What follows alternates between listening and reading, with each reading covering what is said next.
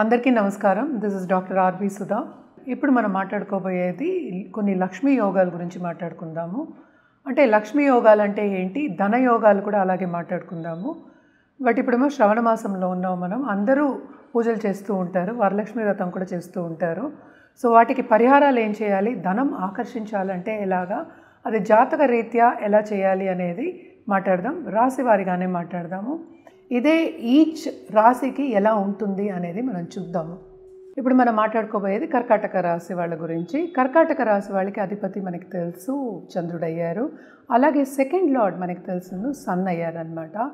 So sun exaltation మనకి తెలిసిన ఒక విషయం అందరికీ తెలుసు, చూస్తూనే ఉంటారు అందరూ, యూట్యూబ్ కూడా చూస్తూనే ఉంటారు. కనుక ఏరీస్ అంటే మేషంలో ఎగ్జాల్టేషన్ అవుతుందన్నమాట. సో మేషంలో ఎగ్జాల్టేషన్ అయినప్పుడు మనకు తెలిసి 10th లార్డ్. సో తప్పక వీళ్ళు ఏంటంటే పొలిటికల్గా బాగా ఫాస్ట్గా గ్రో అయ్యే ఛాన్సెస్ ఉంటాయి అన్నమాట. అదొకటి కాకుండా మనకి ఇంకోటి అంటే ఈ రాశి వారికి, అంటే ఈ రాశికి అధిపతి ఎగ్జాల్టేషన్ అయినప్పుడు అంటే ఏంటి, 11th ఎగ్జాల్టేషన్ అయినప్పుడు అది కూడా ఏంటంటే లక్ష్మీ యోగం కింద మనం పరిగణిస్తూ ఉంటాం అన్నమాట.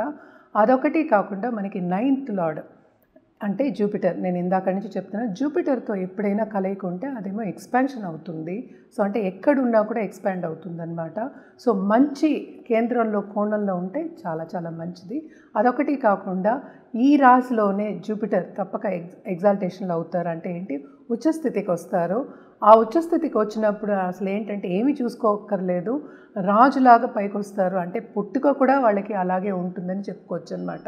అన్నీ వీళ్ళకి ఉంటాయి. అంటే సంపద అనేది చాలా ఈజీగా అనుకోనంత సంపద ఉంటుందన్నమాట. మనం అనుకోకుండా ఎంత అనుకున్నామో అంతకన్నా మించి ఉంటుంది సంపద అని చెప్పచ్చు అనమాట. ఇలాంటిది కండిషన్స్ చూడాలి అంటే రాజులు అంటే చాలా చాలా ధనవంతులకి మనం చూస్తూ ఉంటాం అన్నమాట. అదొకటి కాకుండా మనం పరిహారాల విషయానికి వస్తే కనుక ఈ రాశికి అధిపతి చంద్రుడు అయ్యారు కనుక అలాగే ఏంటంటే స్థిమితంగా ఉంటారు. అంటే చాలా కామ్గా ఉండే ఒక మన రాశి కింద కూడా మనం తీసుకుంటాం. అంటే ఈక్వల్గా ఉండడం, అంటే ఏంటంటే బ్యాలెన్స్డ్గా ఉండడం అనేది మనం చూస్తూ ఉంటాం అన్నమాట. సో తప్పక ఏంటంటే విజయలక్ష్మికి వీళ్ళు పూజ చేసుకుంటే, ఎస్పెషలీ సోమవారం విజయలక్ష్మికి పూజ చేసుకుంటే చాలా మంచిది. అదొక్కటి కాకుండాను గోవుకి తప్పక పూజ చేసుకుంటే మంచిది. ఎందుకంటే వీళ్ళు అన్నిటికీ కొంతవరకు ఏంటంటే సమంజసంగా వెళ్ళిపోయే ఒక రాశి కింద కూడా మనం తీసుకుంటూ ఉంటాము. సో తప్పక వీళ్ళకి సంపద చాలా ఎక్కువ కావాలి అంటే విజయలక్ష్మికి పూజ చేయడం అనేది చాలా చాలా మంచిదన్నమాట, ఎస్పెషలీ ఆన్ మండేస్. బేసిక్గా ధనయోగాలు కానీ లక్ష్మీ యోగాలు అంటే మోస్ట్ ఇంపార్టెంట్ ఏంటంటే 9వ రాశి, అటు లగ్నం నుంచి చూస్తాము, అటు రాశి నుంచి చూస్తాం అన్నమాట. రాశి అంటే అందరికీ తెలుసు, చంద్రుడు ఏ ఇంట్లో ఉంటారో దాన్ని రాశి అంటాము నక్షత్ర రీత్యా. సో అదొకటి కాకుండా మోస్ట్ ఇంపార్టెంట్ ఏంటంటే వాళ్ళందరికీ కూడాను టైం రావాలి. మన పెద్దలు కూడా చెప్తూ ఉంటారు కదా, ఏదైనా సరే కాలం కలిసి రావాలి అని చెప్తూ ఉంటాము. సో కాలం కలిసి రావాలి అంటే దశా సిస్టమ్ కూడా, అంటే ఏంటి, మన టైం ఏంటని చూసుకోవడం అనేది వెరీ ఇంపార్టెంట్. బట్ బేసిక్గా ఏంటంటే ఎప్పుడు ఫ్రూట్ ఇస్తాయి అని చెప్పడానికి అనమాట. సో జాతక రీత్యా ఎలా చూసుకోవాలి, ఎలా చేయాలి అనేది మనం ఇప్పుడు మాట్లాడుకుందాము. అందరికీ ఈ కాలంలో కావాల్సింది లక్ష్మి. అంటే ఏంటి, ధనం కావాలి అనుకుంటారు. ధనం మూలం జగత్ అన్నీ చెప్పుకుంటూనే ఉంటాం కదా. సో మోస్ట్ ఇంపార్టెంట్ లక్ష్మీ యోగం అంటే ఏంటి, 9వ ఇంట్లో 9th లార్డ్ అంటే పరివర్తన ఉన్న సెకండ్ లార్డ్ తోటి, అంటే ఏంటి 2వ ఇంటి లార్డ్ తోటి పరివర్తన ఉన్న, లేకపోతే ఏంటంటే 9వ ఇంట్లో లార్డ్ ఎగ్జాల్టేషన్ అంటే ఉచ్చ స్థితిలో ఉన్న మనం ఏంటంటే ధనయోగాలు లక్ష్మీ యోగాలు అని చెప్పుకుంటూ ఉంటాం అన్నమాట. అలాగే ఏంటంటే ఏ లక్ష్మికి ఏ రాశి వాళ్ళు పూజ చేయాలి అనేది చెప్పుకోవచ్చు. అంటే అందరికీ తెలుసు అష్టలక్ష్మి, అన్ని లక్ష్మియే మనం చెప్పుకుంటూ ఉంటాము. అదొకటి కాకుండా సెకండ్ లార్డ్ అంటే 2వ ఇంటి లార్డ్, అంటే మనకి రాశి పక్కన ఉన్నది 2వ ఇల్లు అవుతుంది, రాశి మొదటి ఇల్లు అవుతుంది. అలాగే లగ్నం మొదటి ఇల్లు అవుతుంది, 2వ ఇంటి లార్డ్ సెకండ్ పక్క లార్డ్ ఏమో ఎగ్జాల్టేషన్లో ఉన్నా, లేకపోతే కొన్ని నీచభంగ రాజయోగాలు ఉన్నా కూడా మనం చెప్పుకుంటాం. మోస్ట్ ఇంపార్టెంట్ ధనయోగాలు కానీ లక్ష్మీ యోగం నేను ఇందాక మాట్లాడినట్టు, ఎందుకంటే పూర్వీకుల ఆశీస్సులు కూడా ఉండాలి. అందుకని మనం ఎక్కువ 9th లార్డ్ అనేది చూసుకుంటాం. అంటే 9వ రాశి అధిపతిని చూసుకుంటాం, ఆయన ఎక్కడున్నారో అని చూసుకుంటాం.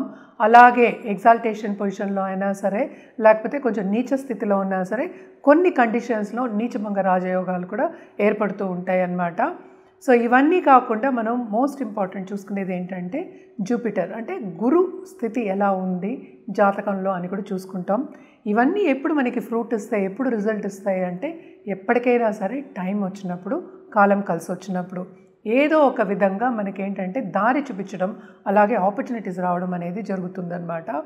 అండ్ ఇలాగే ఏంటంటే గజకేశ్వరి యోగాలు కూడా ఉంటూ ఉంటాయి.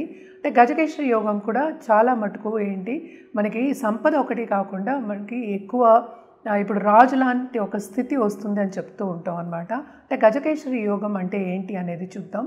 జూపిటర్ గురు అండ్ చంద్రుడితో ఉంటుందన్నమాట. రెండు కలయిక ఉండొచ్చు, లేకపోతే కేంద్రంలో ఉండొచ్చు, ఒకరి దగ్గర నుంచి ఒకరి కేంద్రంలో ఉండొచ్చు. వెరీ ఈజీలీ ఎలా మాట్లాడుతున్నారు, ఎలా ఉంది అని చూసుకోవడానికి అనమాట జాతకంలో. అది గురు అలాగే చంద్రుడితో ఉంటుంది. గజం ఎక్కడం అనేది అంటే ఏంటంటే రాజుల వల్లే అవుతుంది. అంటే ఏంటి, రాజు ఒక్కడే గజాన్ని పోషించగలడు అనడానికి అనమాట. సో గజకేశ్వరి యోగం అనేది కూడా మనం చూసుకుంటూ ఉంటాం. లక్ష్మీ యోగంలో ఒక యోగం కింద చెప్పుకుంటూ ఉంటాం అనమాట. అలాగే పంచమహాపురుష యోగాలు కూడా ఉన్నాయన్నమాట. సస్యయోగం అని, హంసయోగం అని. అంటే ఏంటి, ఏదో ఒక లార్డ్, అంటే ఏంటి మనకి సపోజ్ మార్స్ ఉన్నాడు, కుజుడు ఉన్నాడు, లేకపోతే జూపిటర్, మళ్ళీ వీనస్, అలాగే మెర్కురీ, వీళ్ళందరూ ఏంటంటే ఉచ్చ స్థితిలో ఉన్నప్పుడు, అలాగే కేంద్రంలో ఉన్నప్పుడు, లగ్నం నుంచి అయినా సరే మన చంద్రుడి నుంచి అయినా సరే పంచమహాపురుష యోగాలు ఉన్నాయని చెప్పుకుంటూ ఉంటాం అనమాట.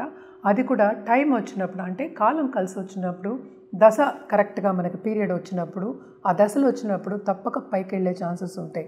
ఇవన్నీ ఎందుకు చూస్తాము అంటే బికాస్ ఇవి వచ్చినప్పుడు, ఈ యోగాలు వచ్చినప్పుడు, పరిపూర్ణమైనప్పుడు, అంటే టైం వచ్చినప్పుడు మీకు పరిపూర్ణంగా మీకు బ్లెస్సింగ్స్ అనేది ఉంటుందన్నమాట. అదొకటే కాకుండా పెద్దల ఆశీస్ కావాలంటే నేను ఇందాక నుంచి చెప్తున్నాను, 9th లార్డ్ కూడా చూస్తాం, 9వ ఇంటి అధిపతి చూస్తాం, భాగ్యాధిపతిని చూడడం అనమాట. సో ఇవన్నీ కూడా మనం ఇప్పుడు చూస్తూ ఉన్నాము. ఎక్కడో ఉన్న స్థితిలో, అసలు హీన స్థితిలో ఉన్న వాళ్ళందరూ చాలా పైకొచ్చిన రోజులు, అంటే చాలా పైకి వచ్చారు. అంటే ఏంటి, ఇప్పుడు 1000 కోట్ల వరకు మాట్లాడుకుంటున్నారు అనమాట.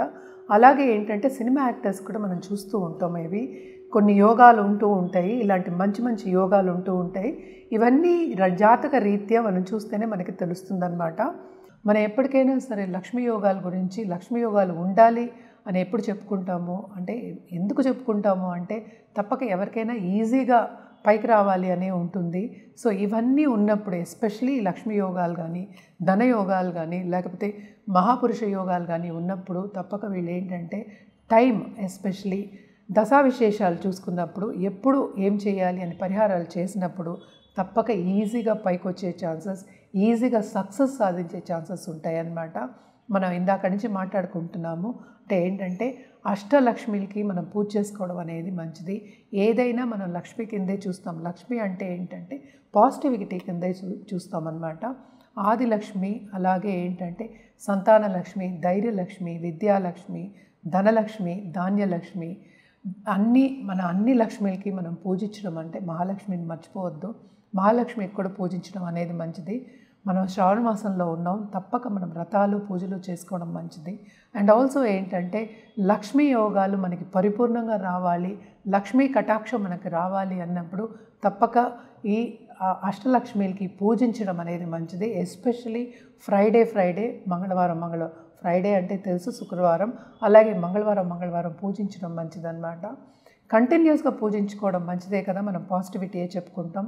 ఏదైనా పాజిటివిటీ కావాలి అన్నప్పుడు మనం పూజలు, అలాగే ఏంటంటే వ్రతాలు, అలాగే ఒక జాతి రత్నాలు, లేకపోతే వేరే పరిహారాలు, చిన్న చిన్న పరిహారాలు చెప్పడం అనేది జరుగుతుందన్నమాట.